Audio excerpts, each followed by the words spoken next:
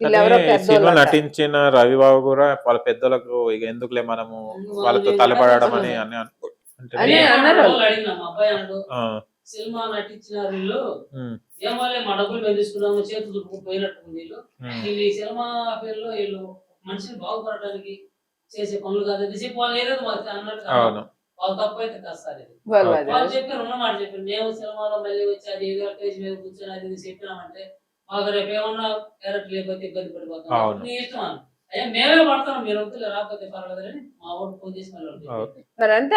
ఇప్పుడు వాళ్ళు కూడా మేము చెడిపోయాను మాకుండా వాళ్ళు ఎందుకు పోటీ జరుపుకుంటే పిల్లల తల్లు ఉన్న వాళ్ళు మాకుండా వాళ్ళు బాగుపడే వాళ్ళన్నా ఉంటే శుభ్రంగా దీన్ని మొత్తానికి ఎట్లా కొలిక్కి తీసుకురావాలి మళ్ళీ ఎవరు ఎట్లా మళ్ళీ ఎవరు ఇన్ని ఇంటర్వ్యూస్ ఇస్తున్నారు ఇన్ని ప్రెస్ మీట్లు కూడా పెట్టడం జరిగింది ఎవరైనా ఫోన్ చేసి మేము ఉన్నామా అని ఎవరైనా అన్నారా? ఒక్క ఆయన మాత్రం ఎవరో నిన్న ఇవాళ ఇంటర్లో చూసాం వాళ్ళే మా ఫోటోలు పెట్టుకొని ఆయన ఎవరో పెద్దోడు మాకైతే తెలియదు కూడా ఆయన అయితే మాత్రం ఏం చెప్పాడంటే ఈ పేద కుటుంబం ఒక రైతు పని చేసుకొని కూలీ నాలి చేసుకున్న రైతు ఈ రకంగా ఏడ్చి ఈ రకంగా బాధపడుతుంటే ఎవరికి కూడా మంచి జరగదు ఇది వాళ్ళకు ఒక న్యాయం చేయాలి ఎవరైనా గాని సినిమాలో ఉండే పెద్దలు గాని ఎవరైనా ఒక న్యాయం చేయాలి అని చెప్పి మా ఫోటోలు పెట్టుకొని ఆయన ఇంటర్లో చెప్పాడు. ఆయన ఒక్కడు చెప్తే మేము విన్నాం ఇక పదమాళ్ళు ఎవరు చెప్పింది మేము వినలే ఆయన ఒక్కడే ఎవరో మనకు తెలియదు ఎక్కడో కూడా మనకు తెలియదు మన ఫోటోలు పెట్టి మన బాధలు చూసి ఆయన మాత్రం ఆ మాట ఒక్కడు చెబితే పొద్దున మేము విన్నాం. మాకు కలిసారా నాకు అసలు ఎవరో తెలియదు ఎక్కడో తెలియదు ఇంటర్లో మా చెల్లులో పెట్టిండు ఆయన మాట్లాడి రాత్రి ఇంటర్వ్యూ కూడా దీంట్లో అబద్ధమా నాటకం ఆడుతుందా లేకపోతే డౌట్ వచ్చింది కాదు దీంట్లో ఒరిజినల్ ఉంది కాబట్టి నాకు సాయం చాలా వరకు ఎవరికాడికి తెలిసిపోయింది కానీ దీన్ని నేను ఒకటి చేపిస్తానని కూడా ఏం పేరు మీరు పేరు రాత్రి ఇంటర్వ్యూలో చెప్పింది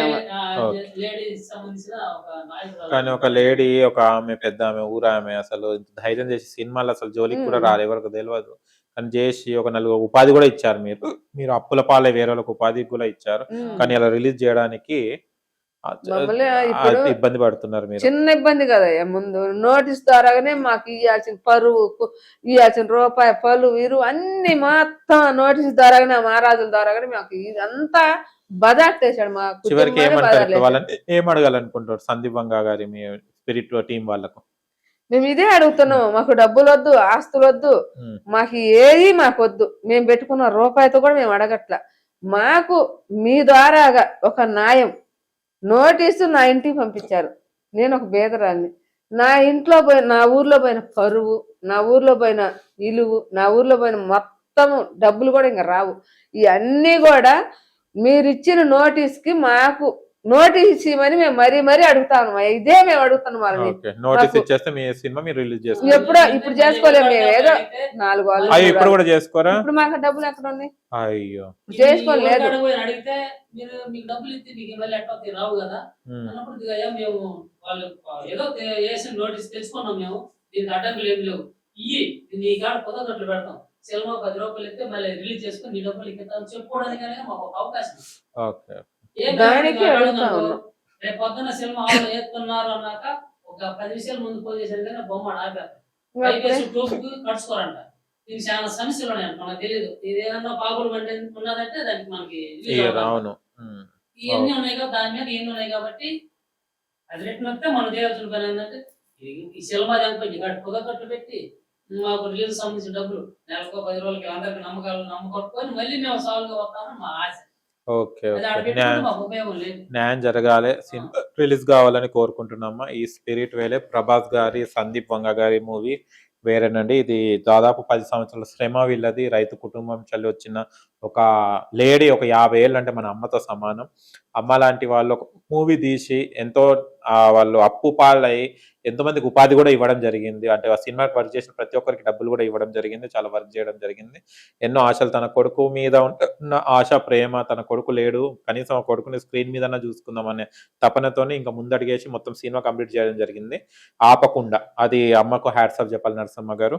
అండ్ న్యాయం జరుగుతుంది. కొంచెం ఆలస్యమైన మీకు సందీప్ వంగ గారు ప్లీజ్ రిక్వెస్ట్ ఒక్కసారి దీని మీద మీరు శ్రద్ధ పెట్టి వీళ్ళకి ఒక న్యాయం చేయాలని కోరుకుంటున్నాను మా ఛానల్ తరఫున. ఏం లేదు సార్, ఏం లేదు, స్పిరిట్ ఈస్ నాట్ వన్ అని ఉంది టైటిల్.